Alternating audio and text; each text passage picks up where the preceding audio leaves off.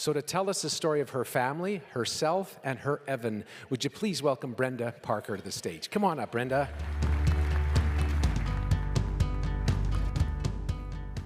Hi. Can I say two things? You can say anything you want. First of all, I just want to say, forgive me, I'm still trying to get over the video, so thanks for that. And secondly, I'm not nervous, Dave. I'm not a professional, but I think that's called projection. So try to relax, sit back. Thank goodness you're here. Man. Well, thanks, Brenda. What is it like seeing pictures? I mean... It's hard. It's really, yeah. I want to talk, we'll get to hard in a bit. Talk a little bit about the athleticism. My son likes skiing, but I have a feeling your kids were a little more intense about it than they were. What was that like? Well, skiing was their top sport, both of them extremely athletic. Our older daughter, Alex, is mid-30s now, still into all kinds of athletics, and they were really successful athletes, elite-level golfers, skiers, and things. But it was a lot of fun. We spent a lot of time as a family. You know, we weren't the people who threw our kids into a van to go skiing. We spent a lot of time together, which, unfortunately for them at times, because you're pretty trapped. But it was a lot of our life, and they just loved it. They absolutely loved anything athletic, competitive. And in the skiing, and I know we talked a bit, in the skiing times, there was injuries, and things took a turn for Evan in grade 11-ish. What turned and what happened? So both of them blew their knees when they were about 15 years old, and Evan blew hers, went through a recovery period very maturely, a lot of physio, took 11 months, went back, retore her ACL, and eventually decided to give up ski racing. To our shock, she thought that would be a disappointment. We were thrilled that she, and just waiting for the other one to give it up. But it really changed her trajectory. She obviously had some things underneath for a while, but they often say it can take one thing. And Evan, I think more so than our other daughter, really identified as an athlete. And the ski racing just really changed things, and things started to go downhill after that with food. And I thought of the video and why it would affect you. Talk a little bit about food and what that was. Like with me? Well, her, and more both Evan, yeah. So basically, a very similar experience to what I had, although my 48 years of it, I really didn't know it was a thing. But I went through binge eating, and that's what Evan's anxiety ended up driving her to. So you go through, I think it's just the way it works is you do go through a restrictive period and dieting and things, and then you sort of go the other end. And it's really anxiety driven, and she went through some depression, a lot of anxiety, and she got very thin over a period of time, really started pushing friends away, and then started putting weight on and became more depressed. And what did you notice as a mom? What were you seeing? Well, to my credit, like I said, I didn't understand something going on with me, but I just immediately noticed changes in her and started to pick up. I'd say to her, did you exercise this morning and then again this afternoon? Oh no, I started a run and then I decided I would wait until this afternoon. So there were just little things like that. She became very obsessed with food. And in fact, she was in school in Pennsylvania and she took a nutrition course, and it was her professor who called her aside once, and I think just by the question she was asking and the interest she had in it, this woman actually talked to her about, issues that she might be experiencing. So she's going through ups and downs and exercise and putting on weight and losing weight. And what was the search for help like? What was that, trying to find someone that could help her? Well, first it was actually just facing the fact that during the depression period, that she was depressed, and it was her sister who finally said to her, it's like, give your head a shake, she's depressed.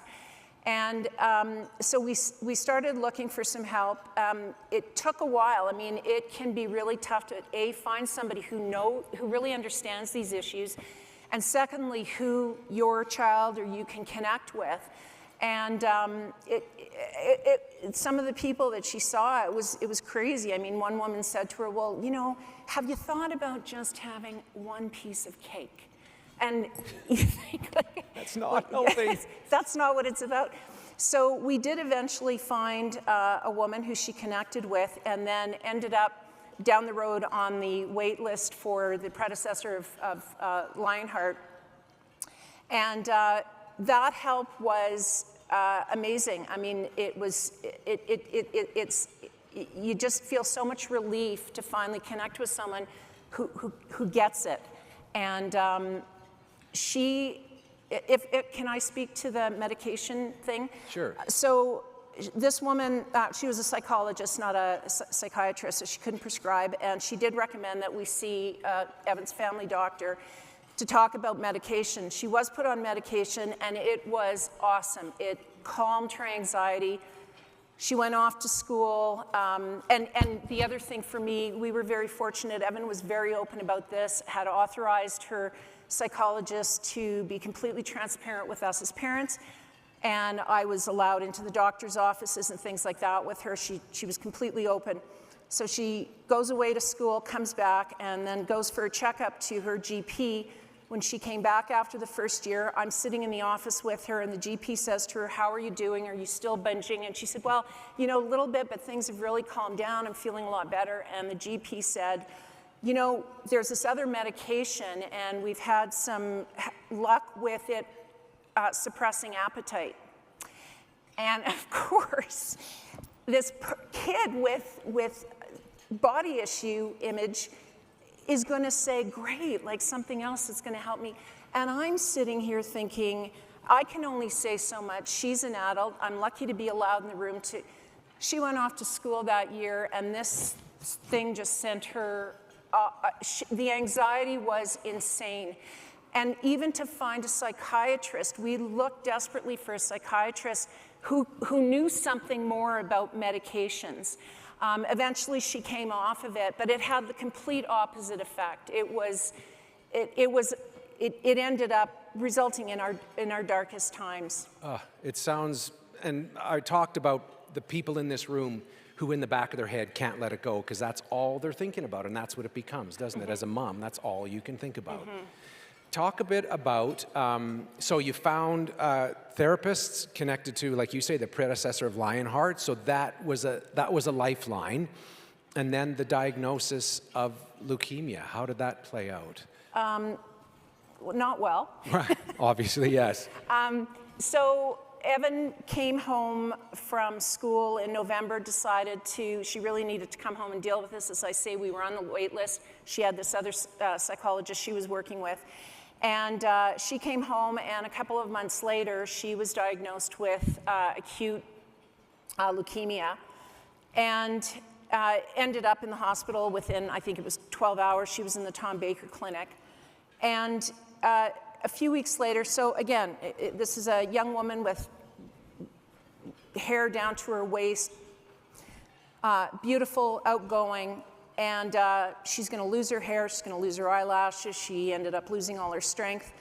A few weeks into her stay, a very long stay at the hospital, and then she was in and out for 7 months, Danelle, psychologist who she had been assigned to and who we'd met a couple of times, had a couple of sessions with, came to visit her at the hospital to see if she needed help, what she could do for her.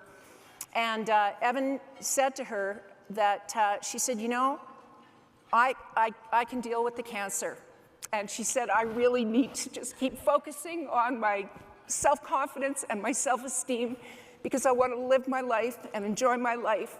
And oddly enough, at the end of this 7 months of hell, every 5 weeks you go through a whole protocol, and every 5 weeks we called it her normal week, where she had more energy, she would don a wig, she would go out, have fun.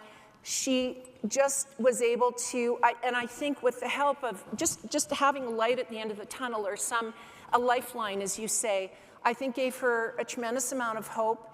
She started to find herself again, and after the end, not long before she died, she said, you know, I had a really good summer, and it had been quite a while since she'd had a good summer. So the main reason that I have become involved in this is that it has struck me from that moment how difficult these issues are to wrap your head around.